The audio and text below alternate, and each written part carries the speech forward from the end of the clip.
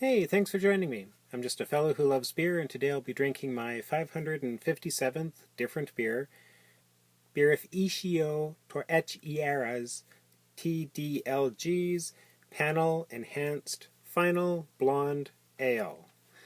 The cap is wrapped in plastic, so we'll just work on cutting the plastic.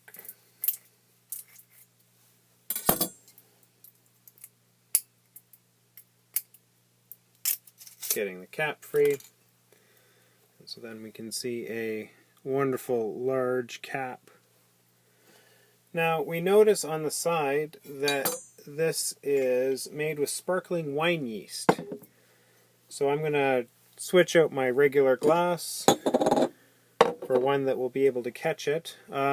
Beer made with sparkling wine yeast, or I find even wine yeasts in general, tend to have a crazy, monstrous head, which may be belligerent. And in that case, we're also throwing in a pan, because why not? I'd rather take care of this properly than have it glosh all over the place. So, ready, and here we go.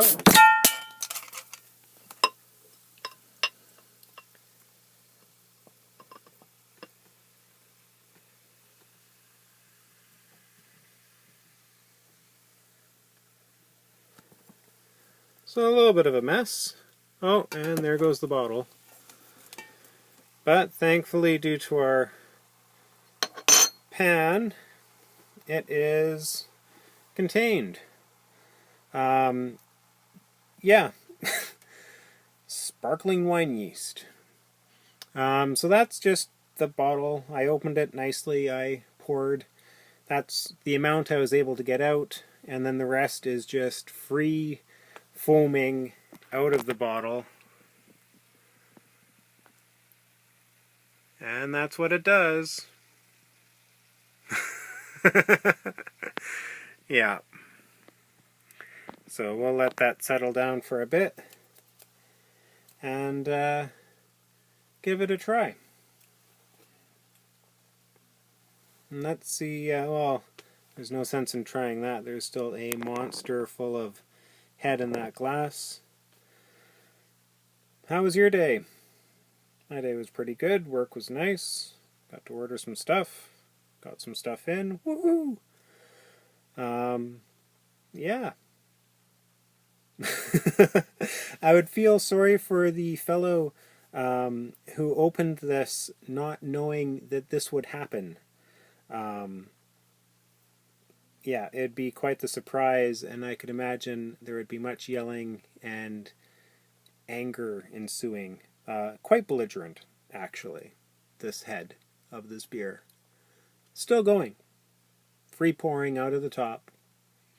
And, yeah. If I had a bunch of glasses, I could go around and fill them all up. But I am only a person, not a number of people. So I have patience and I wait.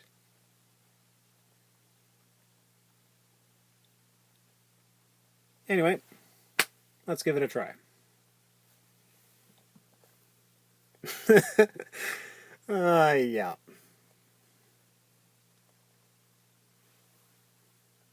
So even before that, let's take a look at the beer and move the geyser out of the way. Into the background you go. The beer itself, it is wipey, very fuzzy through it. Very awesome carbonation, still going. The head ended up being in a glass like this. Let's call it a, well, no, it was the full glass. We'll say it was a good hand and a half. And then the head itself ended up being a lovely frothy, slightly off-white, but only ghost off-white. Yeah. Giant big awesomeness. And our buddy's still going. I could go through and try to stopper it up. I think that would be a mistake, as it's already in the process of disgorging itself. And it would probably just make a big mess as it popped whatever I shoved into it out of it. Yeah. Anyway, so let's give it a try. And the beer clocks in at 8.2%. And what I gathered from it, I finished off my glass. It was only a couple fingers high. And what I gathered from it, light yeasty notes in the aroma, along with almost lemon citrus, earthy hints. The taste finds a healthy medium mouthfeel, which washes lemony, rind, yeasty, dried citrus, dried grasses tastes across the palate. We notice the wine yeast where it's tasting a little bit dry and a little bit acidic. As time goes by, more tastes open up, moving to lemongrass and almost mango, almost cantaloupe, juicy, thick fruits. Delicious. At 8.2%, we don't really notice the alcohol. I'm going to pour myself a little bit more anyway. Do. This isn't going to work. Oh no! Yeah, and same thing as before. Anything that you pour is met with giant frothy headitis.